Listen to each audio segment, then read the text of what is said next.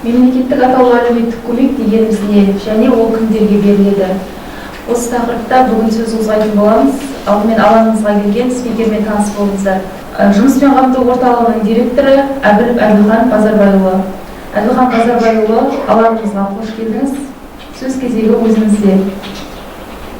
Құрметті аудан тұрғындары, құрметті жүйе қолданушылар, мемлекеттік атаулы әлеуметтік көмек дегеніміз бір отбасы мүшелінің жан басына шаққандағы орташа айлық табысы белгіленген кедейсіздік шегінен аспайтын адамдарға мемлекеттен берілетін ақшалай көмек болып табылады. Яғни бұл көмек түрі табысы аз отбасыларға беріледі. Табысы аз отбасылар жан басына шаққандағы орташа айлық табысы белгіленген кедейсіздік шегінен төмен адамдар болып табылады. Бұл кедейсіздік шегі 90 сайын бізде өзгеріп отырады. Осы 3-ші тоқсанға биылғы жылдың 3-ші тоқсаны 24.129 теңге болып бекітілген. Осы 24.129 теңгеден жан басына шаққандағы орташа табысы асып кетпеген отбасыларға атаулы әлеуметтік көмек тағайындалады. Атаулы әлеуметтік көмек шартты және шартсыз ақшалай көмек түрі болып екіге бөлінеді. Шартты ақшалай көмек, яғни атаулы әлеуметтік көмек өтініш білдірген отбасындағы еңбекке қабілетті мүшесін жұмыспен қамтудың белсенді шарасына тарту арқылы әлеуметтік келісімшарт негізінде жүзеге асырады. Егер бұл белсенді шаралар дегеніміз тұрақты жұмыс, қоғам жұмыс, әлеуметтік жұмыс және жастар практикасы болып табылады. Егер отбасында еңбекке қабілетті адам болмаса, әйелі 3 жасқа дейінгі бала күтімінде болса, бірінші, екінші топ мүгедек болса, үшінші топ еңбекке жарамсыз болған жағдайда және дәрігердің анықтамасы бойынша уақытша жұмысқа жарамсыз адамдар болса, олар шартсыз ақшалай көмек алады. Атаулы әлеуметтік көмектің аталған екі түрі де өтініш білдірген уақыттан бастап 1.90-ға ғана тағайындалады. Бұл атаулы әлеуметтік көмек 90 сайын тағайындалып, берілген өтініштеріне байланысты беріліп отырады. Атаулы әлеуметтік тағайындалған отбасылардың 1 жастан 6 жасқа дейінгі және 6 жастан 18 жасқа дейінгі балаларына әлеуметтік пакет топтамасы қоса беріледі. Бұл әлеуметтік пакет дегеніміз мектепке берілетін ыстық тамақ, жаңа оқу тоқсаны басталар кезде мектепке қажетті құрал-жабдықтар болып табылады. Атаулы әлеуметтік көмекке өтініш беруші өзінің атынан немесе отбасының атынан атаулы әлеуметтік көрсетілу үшін тұрғылықты жері бойынша халықты жұмыспен қамту орталығына, ал ауылдық жерлерде ауылдық округ әкіміне берілген үлгідегі өтінішпен және сәйкестендіру үшін жеке басын куәландыру құжатпен жүгіне алады. Орталық атқарушы орган айқындайтын тізбеге сәйкес қажетті құжаттарды жинауды тұрғылықты жері бойынша жұмыспен қамту орталығы, ал ауылдық жерлерде ауылдық округ әкімі мемлекеттік органдардың және ұйымдардың ақпараттық жүйелері арқылы жүзеге асырады.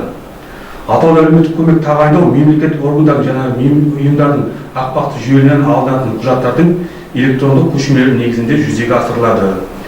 Мемлекеттік органдардың және ұйымдардың ақпараттық жүйелерінде құжаттардың электронды көшірмелері болмаған жағдайда өтініш беруші мемлекеттік органдардың және ұйымдардың ақпараттық жүйелерінде жоқ мәліметтерді растайтын құжаттарды өздері ұсынады. Бүгінгі күнге дейін біздің ауданымызда 497 отбасыға мемлекеттік атаулы әлеуметтік көмек тағайындалып төленуде. Оның ішінде шартсыз 404 отбасы, шартсыз 93 отбасына тағайындалды. Атап айтқанда 2021 жылы 1-ші тоқсанда 163 отбасыға, 2-ші тоқсанда 148 отбасыға, 3-ші тоқсанына бүгінгі күнге дейін 186 отбасына атаулы әлеуметтік көмек тағайындалып отыр. Соның ішінде жұмыспен қамтудың белсенді шарасына 39 адам тұрақты жұмыспен қамтылса, 45 адам қоғам жұмыспен, 2 адам жастар практикасына жіберілген. Қалған отбасыларға атаулы әлеуметтік көмек тапсырамын деген шешім өздері тұрақты жұмыстармен қамтылып келген. Атаулы әлеуметтік көмекті алып, құжат тапсырып, үйін, болмаса табысын жасырған адамдар кездесті ме сіздердің тәжірибелеріңізде жалпы? Ондай фактілер бар ма? Табысын жасыру көп жағдайда. Дұрыс, сұрағыңыз орынды. Бізде енді келіп өтініш беріп жүгінген сәтте біз ол құжаттардың топтамасын жинақтаймыз. Жинақтағаннан бізде осы учаскелік комиссия деген бар құрылған. Сол учаскелік комиссияға осы құжаттардың топтамасын береміз. Учаскелік комиссия өзінің отбасының материалдық жағдайын, осы табысын, сіз айтып отырғандай, үйін, малын, бірнәрселер болса, солардың бәрін анықтап бізге әкеледі. Егер сол жерде жасырған мәліметтер шыққан болса, бүгінгі күнге дейін ондай жоқ бізде қазір, Құдайға шүкір. Бірақ сондай болып жатқан жағдайда оларға 6 айға дейін жаңағыдай отказ болады. атаулы көмек тағайындалмайды. 6 айға егер жасырғандар болып жатса. Бірақ бүгінгі күнге дейін бізде жоқ ондай. Халық қазір әлі де бар ма, e-халыққа барып тіркелу деген, e-халыққа тіркелуім керек еді деп осы көп сандалып жүр. Мен e-халықта менде машина тұр үйімде, менің атымда үй шығып тұр, менің атымда осындай болып тұр деген, мен тіркелмей тұрмын деп көп жағдайда халық солай сандалып жүр да, мен жұмыс істеген кезде. Дұрыс, енді e-халық дегеніміз бізде мынау жергілікті ауылдық округ деп отырмыз ғой. Сол жергілікті округтерде өздерінде бар. Сосын бізде мынау кент орталығында кент әкімшілігінде, қалада қала әкімшілігінде енді e-халыққа олардың барлық мәліметтері енгізілуі керек біріншіден. Өйткені мынау атаулы әлеуметтік көмекке өтініш берген кезде бірінші біз мынау біздің ақпараттық жүйе дейміз ғой, өзіміздің мынау әлеуметтік көмек көрсету ақпараттық жүйесі. Соған жаңағы мынау сәйкестендіру нөмірі арқылы салған кезімізде өтініш берушінің сол кезде отбасының бәрін табыстары, үйінде не бар соның бәрі көріну үшін бірінші e-халыққа ену керек мәліметтер. Егер e-халықта енбесе, ол бізден көрінбейді. Енді жаңа мен жоғарыда айтып өттім, біз сұрау салу арқылы.